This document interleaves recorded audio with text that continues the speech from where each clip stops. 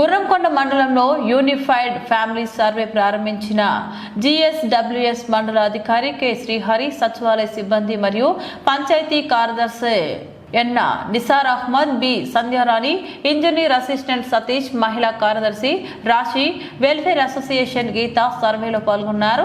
GSWS అధికారి K Srihari మాట్లాడుతూ ప్రభుత్వం ప్రజల ముంగటకే సంక్షేమ ఫలాలను అందించే దిశగా ఏకీకృత కుటుంబ సర్వేకు శ్రీకారం చుట్టింది. కేవలం వివరాలు సేకరణ మాత్రమే కాకుండా భవిష్యత్తులో ప్రతి కుటుంబానికి ఒక ఫ్యామిలీ బెనిఫిట్ కార్డు అందించడమే ఈ సర్వే ప్రధాన లక్ష్యం.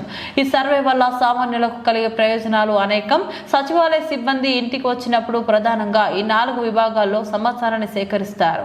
పేరు, ఆధార్, ఈకేవైసీ ద్వారా మొబైల్ నెంబర్ మరియు నివాస వివరాలు, కులం, మతం, వైవాహిక స్థితి వంటి వివరాలు, కుటుంబ సభ్యుల చదువు మరియు వారికి ఉన్న వృత్తిపరమైన నైపుణ్యాలు, ఆదాయం, ఆస్తులు, నివాస గృహం మరియు ఉపాధి వివరాలు.